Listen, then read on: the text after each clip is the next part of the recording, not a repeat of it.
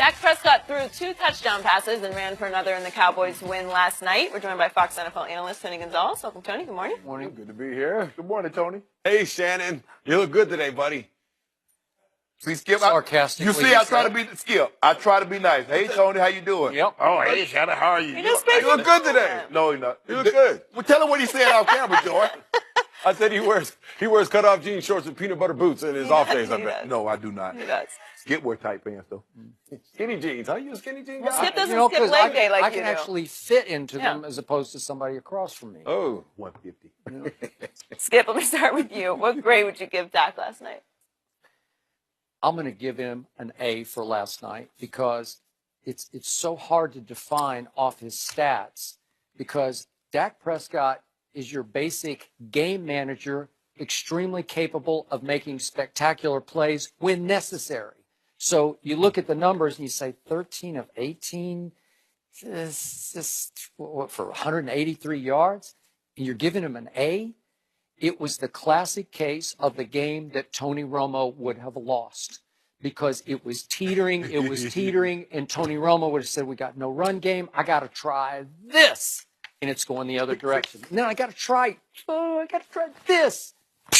The other way. Remember the Carolina game on Thanksgiving when Tony came back 2 years ago? It was pick sixes going all directions, right? Or your Cowboys versus the Broncos. Ooh. That hurt, Skip. Last second play. Yep. After he throws get over it. 506 yards. Well, it was a long time ago, but he had Peyton Manning on the ropes, and then he throws it to the guy in the orange, right? When you least expect it, or you should expect it. So Dak Prescott took over last year and changed the whole culture of the organization because he taught them through deed, not word, how to win close games. They had a game just like this later in the year last year up at Minnesota. His stats are pedestrian, and they pulled it out 17-15 because he made key plays. So last night, they're struggling. Zeke can't get a yard. The offensive line is getting its golden tails whipped. And what did he do? He said, I got to take this upon myself, and I'm going to go dangerous here. I'm going to go high risk. I'm going to basically somersault over 2 DBs into the end zone because that's all we got right now, and it made it 7-7. And then he makes 2 plays on the run out of the pocket to somebody people forget about as underrated and underpublicized receivers they have, Bryce Butler, the only player he has who can, because Dez can't get behind anybody anymore, as we talked about the other day. Bryce Butler at 6'3", 220 can fly, and he twice got behind the right DB, who is not Patrick Peterson, and Dak on the run throws a high-velocity strike both times to Bryce Butler. Those 2 plays won the game, so they go 3 times in the red zone, and Dak makes sure they go 3 for 3 in the red zone. Carson Palmer goes 4 times in the red zone and goes 1 for 4. That's the game. And all of a sudden, the final score at 28-17 looks like Dallas won pretty handily. It wasn't handy at all. I was a pool of sweat at the end of the game because they only had the ball for 45 plays to 75 plays for the Arizona Cardinals. With that defense, you kept that defense on the field and you still won like that. It's all about the quarterback. And as Jason Garrett said, it's just he has an amazing spirit about him that everybody wants to follow. Mentally tough, makes crucial plays without making crucial mistakes. He played that whole game under duress, and they had 0 turnovers. So I got to give him an A, even though stats scream C-. Skip, I gave him an A also because if I'd have told you, if I said, Skip, the Cowboys are only going to run 45 plays, they're only going to possess the ball for a little over 23 minutes, and they'll have 273 yards of total offense, you're going to say they're going to lose. Well, but the reason why he got an A is that he didn't force the issue, and he played error-free football. They really control Zeke. You mentioned it. 15 of his 18 carries went for 17 yards. Yeah. He got the bulk of that 88 in 3 carries. He did. So basically, we're asking Dak Prescott to make plays, but don't put the ball in harm's way. Do you know how hard that is? Because think about it. I played on a team like that. I felt we could win as long as we didn't turn the ball over. Dak knows they don't have a defense that takes the ball away.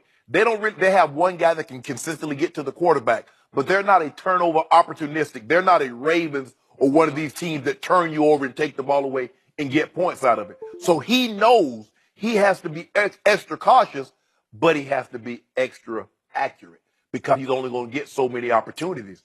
13 of 18. Normally when you see that, okay, 13 of 18, 183 yards, team won the ball game. How many yards did they rush for? Had to rush for 150. They had to rush for 200. No. You're like, huh? What? They had 30 fewer plays. The team had the ball, 13 more. What on here? Wait, 2 for 9 on third down? You know what You're happened? giving him an A? How about this here? What happened in that ball game last night? Dak happened. That's it.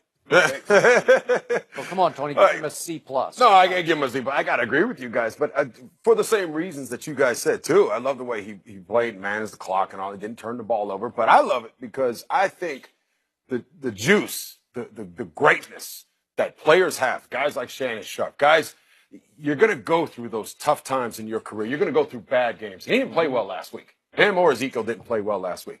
Threw, what was it, 2 picks? I didn't think they were his fault, but go ahead. Well, whatever. He had 2 picks, and you respond. Didn't look the good. way Yep. he came out and responded. That is where greatness lies. That is, to me, where I judge your play. How do you play after that bad game? Tom Brady didn't play well that first week. He goes against the next week and lights it up against the Saints. I know he's going against the Saints defense, but for a guy to come back and play the way he did, this is what makes him so special. This is why the Dallas Cowboys have a superstar elite quarterback in the making. He's going to keep getting better. Yeah. I loved everything about him. And what about those first 2 games? He was throwing the ball how many times to Dez?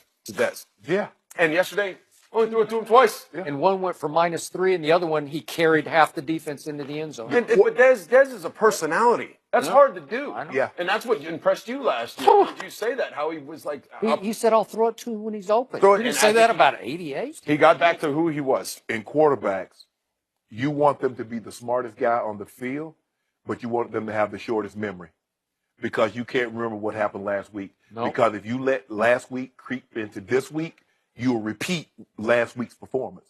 And the great players, if you look at the great players, regardless of position, they don't normally put together 2 back-to-back bad games on tape. You might get them 1 week. You might get on Tom Brady. You might block Von Miller 1 week. But guess what? They're too great. They'll figure you out. And for Dak Prescott to play as poorly as the offensive unit did.